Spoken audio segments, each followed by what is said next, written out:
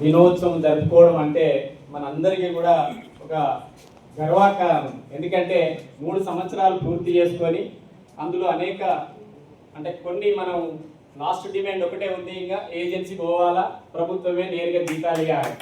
ఆ ఒక్క డిమాండే తప్ప కడమే అన్నీ కూడా సాధించుకున్నట్టే. అందుకని చెప్పేసి నేను Telangana medical and health outsourcing contract employees trade union రాష్ట్ర అధ్యక్షుడిని. నా పేరు దుర్గం శ్రీనివాస్. అదేవిధంగా ఈ జేఏసీకి ప్రధాన కార్యదర్శిగా కూడా నేను ఉన్నాను. ఈ సమావేశానికి సభాధ్యక్షులు గౌరవనీయులు మన రాష్ట్ర జేఏసీ అధ్యక్షులు కూలి లక్ష్మణ గారు, అదేవిధంగా ఈ సమావేశానికి ముఖ్య అతిథులుగా వచ్చినటువంటి గౌరవనీయులు ఎమ్మెల్సీ మన కోదండరామ్ సార్ గారు, బక్క జంక్షన్ అన్న గారు, మురళీధర్ రావు గారు, మన నాగన్న గారు, పృథ్వీరాజ్ అన్న గారికి, మరియు మన రాష్ట్ర వర్కింగ్ ప్రెసిడెంట్లు, తర్వాత ప్రధాన కార్యదర్శి, జనరల్ సెక్రటరీ, జాయింట్ సెక్రటరీస్, తర్వాత జిల్లా అధ్యక్ష ప్రధాన కార్యదర్శులందరికీ కూడా పేరు పేరున హృదయపూర్వక ధన్యవాదాలు తెలియజేస్తా ఉన్నాను. మిత్రులారా, మనము సాధించుకున్నవి కొంతే, సాధించుకోవాల్సినవి అనేకం ఉన్నాయి. 20-25 సంవత్సరాల నుంచి వెళ్ళి మనం ఈ ఉద్యోగంలో ఏదో ఒక రోజు రెగ్యులరైజేషన్ అవుతుందని చెప్పేసి ప్రభుత్వ సెక్టార్లో వచ్చి ఏదో ఒక రోజు రెగ్యులరైజ్ అయితే మన కుటుంబాన్ని, మన ఫ్యామిలీని ఆర్థికంగా, సామాజికంగా కాపాడుకోవచ్చు, ఆ పిల్లలను మంచి ఎడ్యుకేషన్ ఇవ్వచ్చు అని చెప్పేసి వచ్చినాం. కానీ 20-25 సంవత్సరాల శ్రమ దోపిడీ జరగబడ్డటువంటి ఏ ఉద్యోగులు ఉన్నారని అంటే ఇలా అవుట్సోర్సింగ్ ఉద్యోగులే. మనందరికీ తెలుసు, మనం అనుభవిస్తూ ఉన్నాం.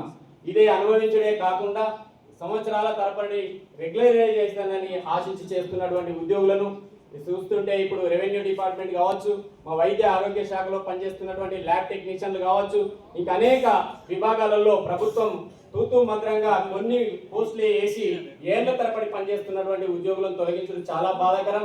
దీని తక్షణమే ప్రభుత్వానికి మేము ఈ ఆవిర్భావ దినోత్సవం సందర్భంగా డిమాండ్ చేస్తా ఉన్నాం. ఏ ఒక్క ఉద్యోగిని కూడా తొలగించే ప్రసక్తే లేదు. తొలగించినట్టయితే మేము రాష్ట్రమంతా కూడా స్తంభిస్తామని చెప్పి కూడా ప్రభుత్వానికి డిమాండ్ చేస్తా ఉన్నాం. ఇలా మా ల్యాబ్ టెక్నీషియన్లు ఒక 130 మంది కరువైనరా. ఈ రాష్ట్రంలో చుట్టూ టిమ్స్ హాస్పిటల్లు 4 హాస్పిటల్ పెడితే వేలాది మంది ఉద్యోగులు అవసరం ఉన్నప్పటికీ మా ఉద్యోగులను తొలగించి రోడ్డు మీద వేయడం జరిగింది. వాళ్ళని తక్షణమే విధులలో తీసుకోవాలి. అదేవిధంగా మిత్రుడు ఇంతకుముందు రెవెన్యూ డిపార్ట్మెంట్ లో పనిచేసేటువంటి ఉద్యోగులు కూడా వారిని తక్షణమే విధులకు తీసుకోవాలి, లేకపోతే మేము రాష్ట్రం మొత్తం స్తంభిస్తామని చెప్పేసి కూడా ప్రభుత్వాన్ని డిమాండ్ చేస్తా ఉన్నాం. అదేవిధంగా ఈ మధ్యకాలంలో మన ఏదైతే అవుట్సోర్సింగ్ ఉద్యోగులు చనిపోయినారో మనం చాలాసార్లు మీటింగ్లలో చెప్పుకుంటున్నాం. 5 లక్షల మంది ఉద్యోగులు ఉన్నామని చెప్పుకుంటున్నాం. 5 లక్షల మందిని మనిషికి ₹1 వేసినప్పటికీ వారి కుటుంబానికి 5 లక్షల రూపాయలు చేరుతాయి. కాబట్టి ఏ ఒక్క అవుట్సోర్సింగ్ ఉద్యోగం చనిపోయినా మనమందరం తోచిన సహాయంగా మనం అందరికి సహాయం చేసి ఆ కుటుంబాన్ని నిలబెట్టుకోవాలి. ఆ కుటుంబం రోడ్డున పడకుండా చూసుకోవాల్సిన బాధ్యత మన అందరిపైన ఉంది. కాబట్టి మనమందరం కూడా కలిసికట్టుగా చేయాల్సిన అవసరం ఉంది. అదేవిధంగా మిత్రుడు సూర్యాపేట మన జిల్లా అధ్యక్షులు చెప్పినట్టు ఏ ఒక్క ఉద్యోగికి సమస్య వచ్చినా మనందరం కూడా నల్ల బ్యాడ్జీలతో ప్రతి డిపార్ట్మెంట్ లో ప్రతి అవుట్సోర్సింగ్ ఉద్యోగి కూడా నిరసన జరపాల్సిన అవసరం ఉందని చెప్పేసి కూడా మేము మనందరి ఉద్యోగులకు తెలియజేస్తా ఉన్నాం.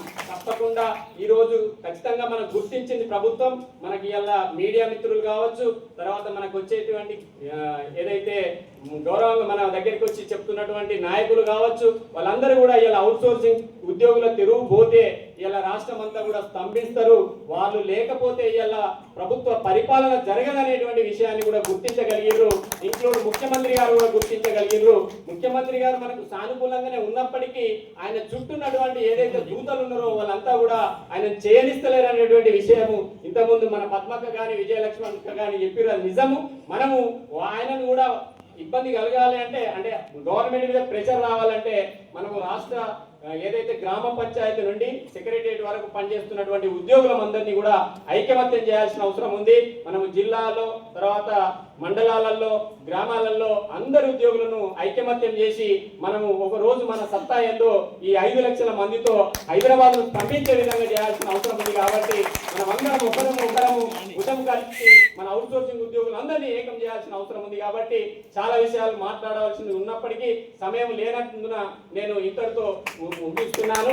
మీ అందరికీ కూడా పేరు పేరున నా తరఫున, మన జేఏసీ తరఫున హృదయపూర్వక ధన్యవాదాలు తెలియజేస్తూ సెలవు తీసుకుంటున్నాను. Thank you.